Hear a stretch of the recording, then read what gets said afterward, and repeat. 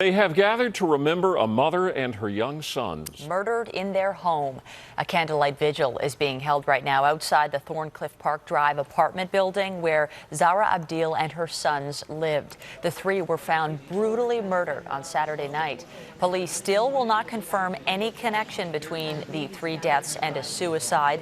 Our Janice Golding spoke to friends of the two young boys today. So that's me. Okay. That's Zane. And here's a baby. Today, many in our city are grieving lives touched by Zane Abdil, Faris Abdil, and their mother, public health nurse Zahra Abdil, all three killed over the weekend. Very, very sad. I mean, they were just innocent boys that had their whole lives ahead of them. The boys attended the Pat Schultz Child Care Center for 4 years. You don't want to believe that that's happened to them. It's just such a horrifying, senseless, you know, it makes you angry, makes you upset, makes you sad. At Westwood Middle School, where 13-year-old Faris Abdil was a grade 8 student, friends are struggling with the news. Sad and angry. He was really nice and smart, and he knew how to draw pictures a lot. He was a good friend, and he was one of those kids that he would always put a smile on your face. That's how we remember him with his classes. They're always happy. Tutors at the Thorncliffe neighborhood office where the 13-year-old attended a homework club had grief counseling today. He was bubbly, he was happy, very engaged, very active, and I think that's what really hurt a lot of our staff today is his character, his personality, and remembering all that. Police are still at the murder scene, the Abdil's East York apartment, where the children and their mother were found at around 4:30 Saturday afternoon. They were discovered hours after a man fell to his death onto the DVP. Police say the two investigations may be connected. Wonderful people. Both were wonderful people. At William Burgess Elementary, where 8-year-old Zane Abdil was a grade 3 student, parent Theo Margarita says he can't believe his son's longtime friend is gone. Shock, disbelief. I knew both his parents, and it's something that nobody can really imagine can actually happen.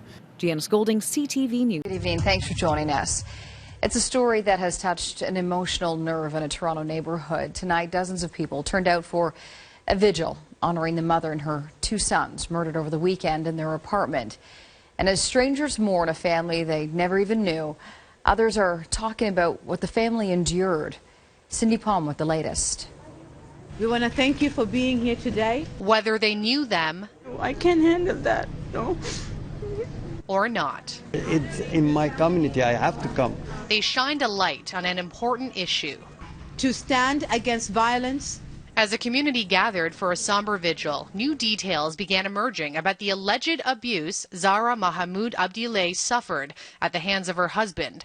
The public health worker and her two sons were found murdered in their apartment over the weekend. My memory of her is a woman who was very ambitious, a very bright woman, very caring for her boys. Dr. Roz Roach runs a center for victims of violence. She left her husband. That's why she came, and she lived at the center. So she didn't live at this apartment? She lived at the shelter, the center, for a period of time and then went back. She went back to her husband? Well, she was supposed to go back on her own, so clearly she went back to her husband that we didn't know about. Dr. Roach adds the older boy, 13-year-old Faris, would try to protect his mom from his dad. Classmates never knew what was allegedly going on in his family life. All they saw was a happy child. He would make everybody laugh, try to make people feel better. Mourners said the same about Faris's younger brother Zane, just 8 years old, pictured here as a baby. He smiled a lot. Zane smiled a lot. He was very nice.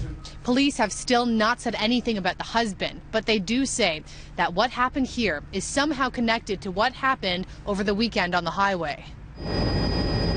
A big portion of the DVP was closed for 8 hours Saturday after a man fell from a bridge. Police quickly covered his remains, but won't say whether this is the body of the father.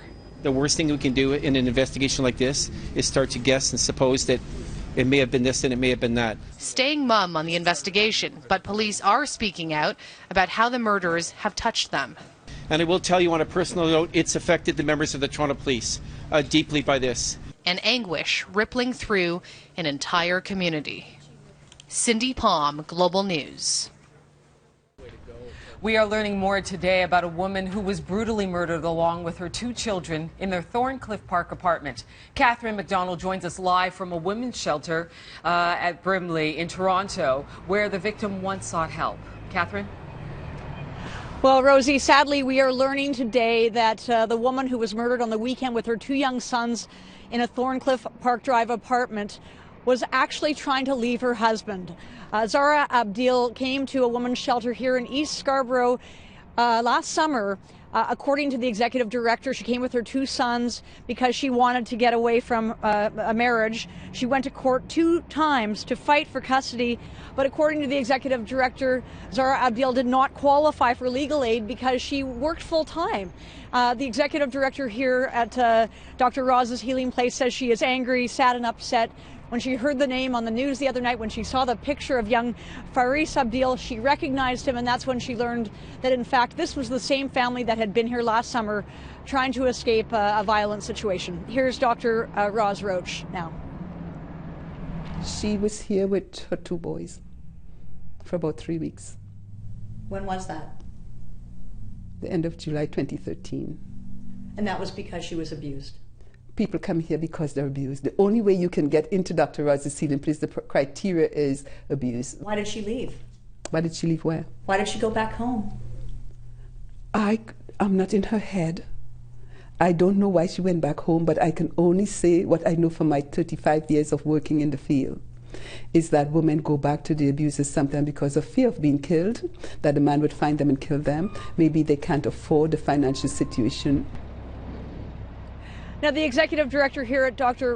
Roz's Healing Place, Roz Roach, tells me that her son, Faris, 13-year-old boy who went to Westwood Middle School, actually tried to protect his mother, which is very common with young children who see their parents being abused.